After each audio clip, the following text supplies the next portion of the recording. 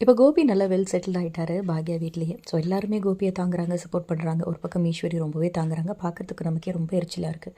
இன்னொரு பக்கம் வந்து இனியா, இன்னொரு பக்கம் ஷீலின் அப்படின்னு சொல்லிட்டு அப்பா அப்பா அப்படின்னு விழுகிறாங்க.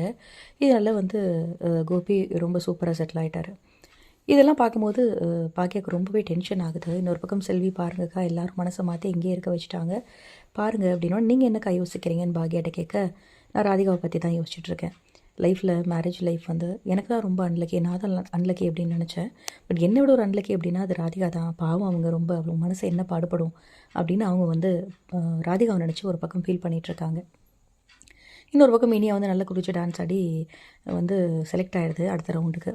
ஸோ எல்லாருக்கும் ரொம்ப சந்தோஷம். ஸ்டேஜில் வச்சு கோபி ஒரு பக்கம் பாக்யா நின்று போஸ்லாம் கொடுத்து ஃபோட்டோலாம் எடுத்துக்கிறாங்க. இதை டிவியில் டெலிகாஸ்ட் பண்ணுறாங்க. இதை வந்து ஒரு பக்கம் ராதிகா அவங்க அம்மா எல்லாருமே பார்க்குறாங்க. ராதிகாவுக்கு இதை பார்த்தோன்னே இன்னுமே டென்ஷன் ஆகுது. கோபி பயங்கரமாக ஃபுல்லாக அங்கேயே இருந்துட்டார், இன்னுமே வரமாட்டார் அப்படின்ற முடிவுக்கு வராங்க.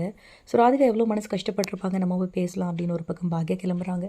ஸோ அங்கே போயிட்டு ராதிகா வந்து பார்க்கும்போது ராதிகா சொல்கிறாங்க, என்ன இந்த மாதிரி செட்டில் ஆகிட்டார் போல இருக்குது கோபி அங்கே, இனியா அடுத்த ரவுண்டுக்கு செலக்ட் ஆகிட்டா போல் அப்படின்னு பேசுகிறாங்க. அது எப்படி உங்களுக்கு தெரியும் அப்படின்னா, டிவியில் பார்த்தேன். ஒரு பக்கம் நீங்கள், இன்னொரு பக்கம் கோபி அப்படின்னு வந்து ஜோடியாக நிற்கிறீங்க அப்படின்னு. நீங்கள் நினைக்கிற மாதிரி கிடையாது, ஒரு காலமும் நடக்காது. என்னோடய குழந்தைங்களுக்கு அப்பா, அது மட்டும்தான், வேறு எதுவுமே நீங்கள் தாண்டி இந்த ஜென்மத்தில் நடக்காது அப்படிங்கிற மாதிரி பாக்யா ரொம்ப ஸ்ட்ராங்காக பேசிகிட்டு இருக்காங்க ராதிகா கிட்ட.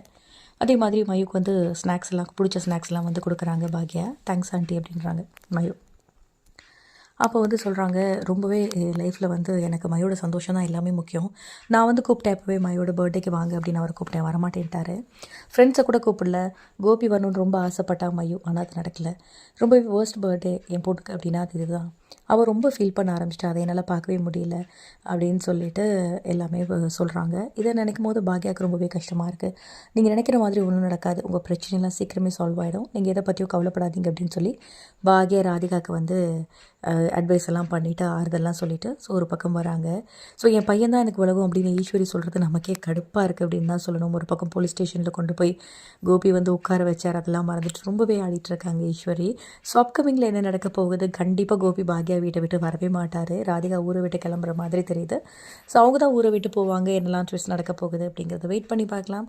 இந்த வீடியோ பிடிச்சிருந்தால் லைக் பண்ணுங்கள். இந்த மாதிரி அப்படி இருக்க மறக்காமல் நம்ம சேனலையும் சப்ஸ்கிரைப் பண்ணிக்கோங்க. தேங்க்யூ.